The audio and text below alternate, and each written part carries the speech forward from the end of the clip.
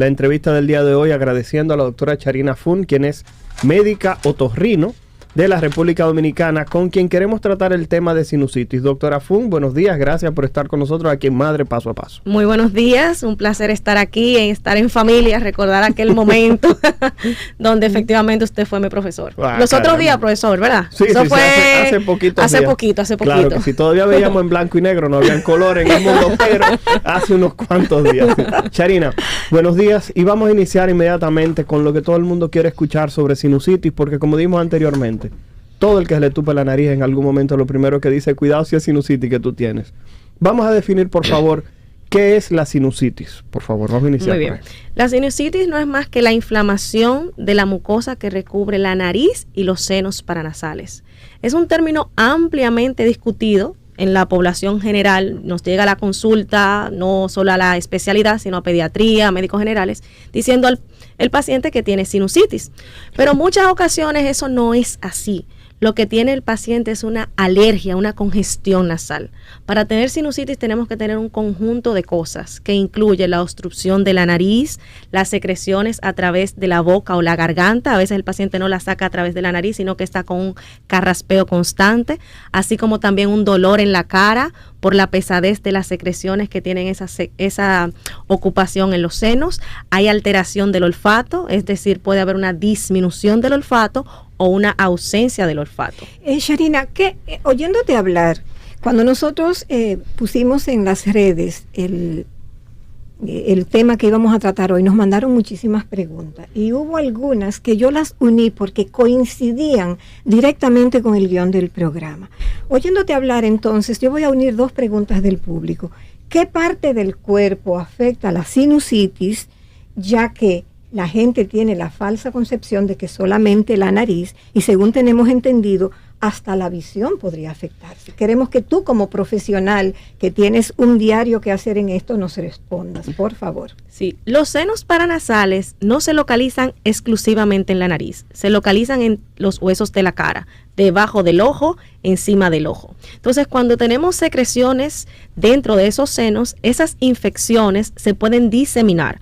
Por suerte ocurren con poca frecuencia, pero pueden pasar. ¿Y hacia dónde se van? Se van al ojo, se van al cerebro, produciendo meningitis, abscesos cerebrales. ¿Escucharon eso? Una sinusitis maltratada o complicada puede producir meningitis.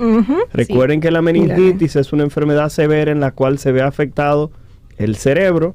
Así que, ya ustedes saben, miren lo importante que es que usted se mantenga escuchando Madre Paso a Paso, porque un tema tan trivial como una sinusitis pudiera convertirse en una meningitis. Doctora, disculpe la interrupción. Sí, cómo no. Y aparte de las complicaciones dentro del cerebro, tenemos complicaciones orbitarias que pueden ir, o sea, próximo al ojo, que pueden ir de simplemente una inflamación de toda la parte externa del párpado, que es la parte inicial, o puede evolucionar hasta una ceguera por una compresión del nervio que se encarga de la visión, que es el nervio óptico. O sea que esa es una infección que, si no se trata de manera adecuada, puede tener repercusiones significativas en la calidad de vida y en pocos casos, por suerte, hasta la mortalidad puede llegar. ¿Existen diferentes clases de sinusitis, no solamente la normal común que conocemos?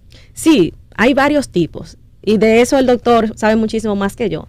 De acuerdo a los gérmenes que lo causan, que dicho sea de paso, es bueno recalcar que las sinusitis virales son las más frecuentes. O sea, los virus comunes que causan la gripe pueden causar una sinusitis. Cuando un proceso gripal se extiende más de 10 días o empeora, entonces esas secreciones acumulan los senos y genera una sinusitis, más frecuentemente viral.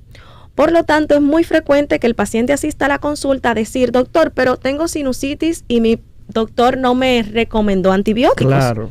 Entonces, eso va muy frecuentemente a la consulta. Charina, conversando todo lo que estás planteando, hablabas específicamente de lo que son las alergias.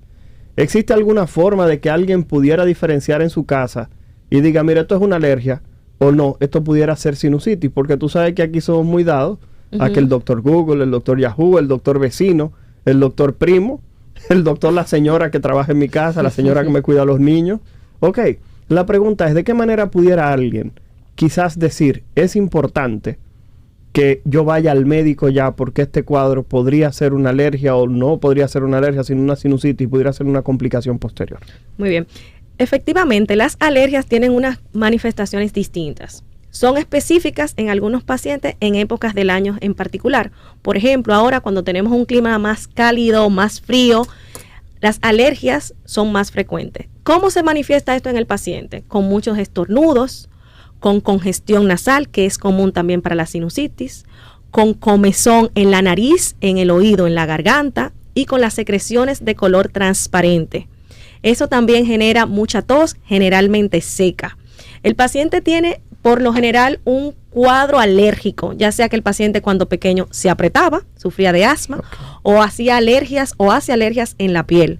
Entonces, esa coriza, esa tos, esos estornudos que cuando están expuestos a olores determinados, fragancias intensas, cuando pasan cerca del pasillo del supermercado con los detergentes comienzan a estornudar, eso no se debe a una sinusitis, eso se debe a una alergia, probablemente por algún factor que tenga ese producto que genera la reacción dentro de la nariz.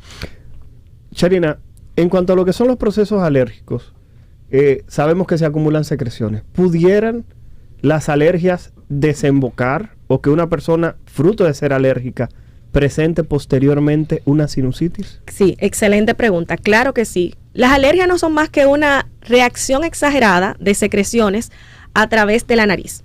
Cuando la nariz tiene muchas secreciones, esas secreciones se acumulan y pueden llenar los senos paranasales y generar entonces una sinusitis. Entonces, sí, las alergias descompensadas, las alergias maltratadas, pueden conllevar a sinusitis. Ok.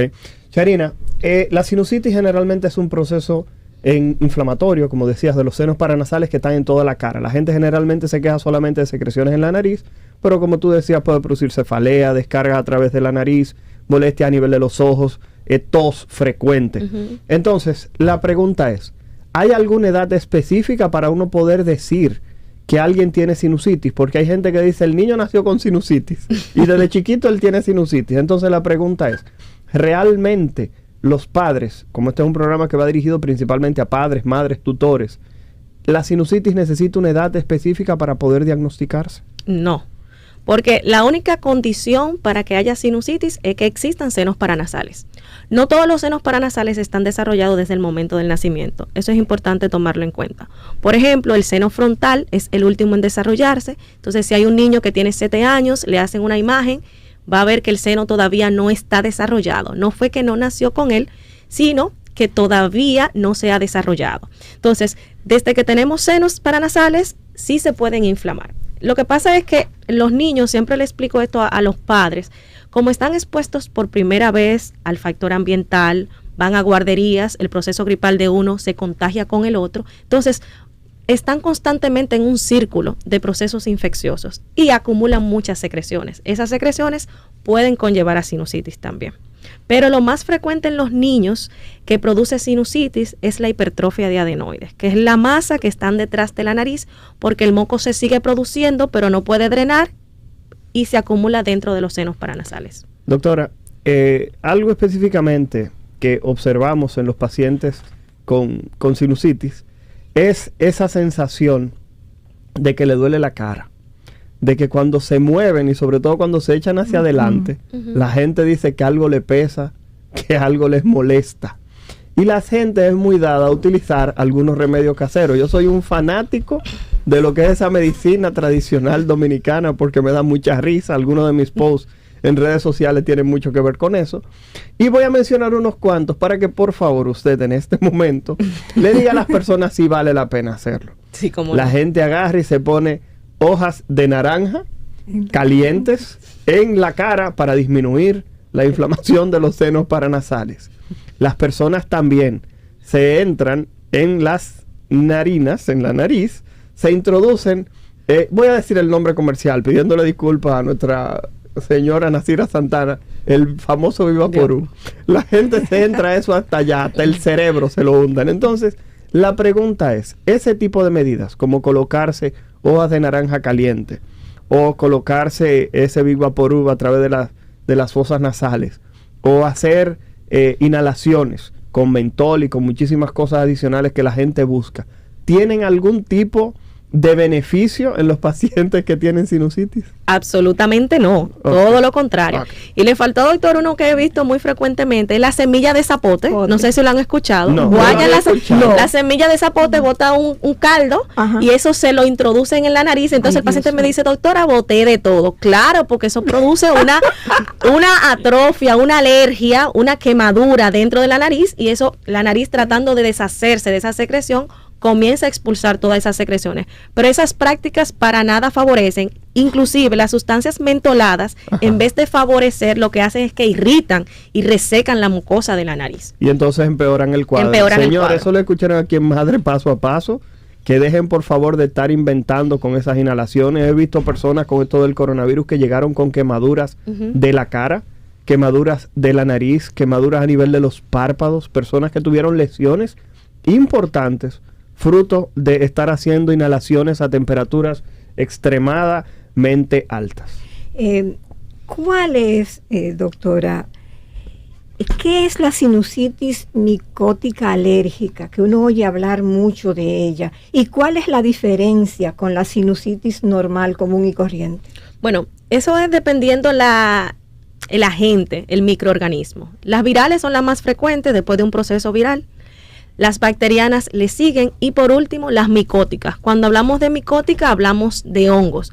Efectivamente, en los lugares húmedos donde hay filtraciones y demás, se pueden proliferar, se pueden multiplicar hongos y se inhalan a través de las fosas nasales. Esos hongos, al inhalarse, dependiendo del estado de inmunidad del paciente, dependiendo de la defensa, se multiplican y generan una secreciones, una infección oportunista y es agresiva. A pesar de que es causado por un microorganismo, tiene la particularidad que inmediatamente uno la diagnostica, el tratamiento debe ser quirúrgico, porque ningún medicamento va a llegar dentro del seno para llevar y arrastrar ese hongo. Además que nosotros no podemos identificar el tipo de hongo si no lo cultivamos, y ahí entra la participación del doctor. Tenemos que diagnosticarlo en quirófano, poder identificarlo.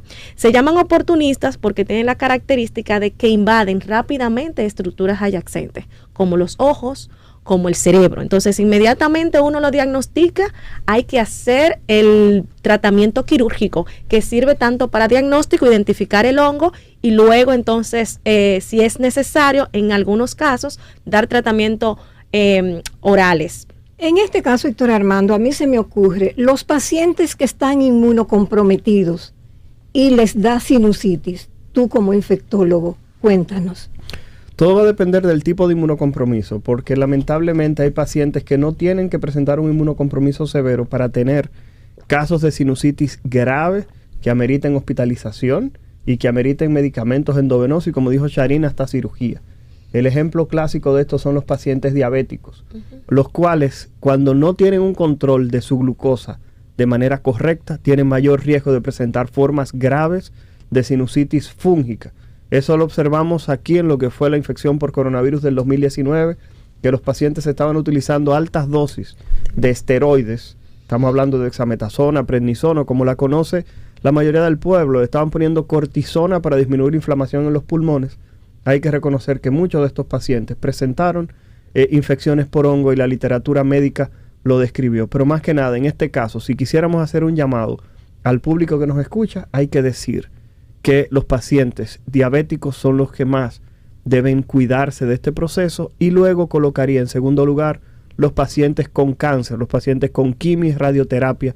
Son personas también muy lábiles a presentar este tipo de proceso. Y por último, colocaría los trasplantados, y lo coloco de último no porque sean menos importantes, sino justamente por la cantidad. Charina,